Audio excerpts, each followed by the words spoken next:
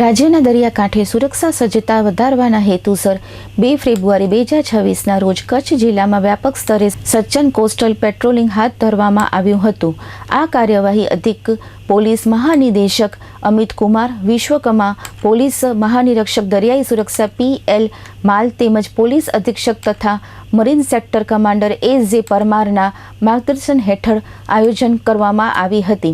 આ સમગ્ર અભિયાનનું નેતૃત્વ નાયબ પોલીસ અધિક્ષક અને મરીન સેક્ટર લીડર તેમજ કોટેશ્વર પોલીસ સ્ટેશનના PI R.D. ઝાલા, PSI અને મરીન કમાન્ડો ટીમો દ્વારા સંયુક્ત રીતે કરવામાં આવ્યું હતું। બીબી કા કુવાથી લખપત સુધી 5 કિલોમીટરથી વધુ વિસ્તારનું ફૂટ પેટ્રોલિંગ ઉપરાંત કાંઠા વિસ્તારમાં શંકાસ્પદ શખ્સોની હિલચાલ, શંકાસ્પદ વસ્તુઓ, બેગ, ડ્રગ્સ પેકેટ, ડ્રોન અને દાણચોરી જેવી પ્રવૃત્તિઓ પર નજર ઉપરાંત મરીન કમાન્ડોની ટીમો દ્વારા શંકાસ્પદ ઈસમો, વાહનો, બોટો અને અવાવરૂ સ્થળોનું વિશેષ ચેકિંગ હાથ ધરવામાં આવ્યું હતું।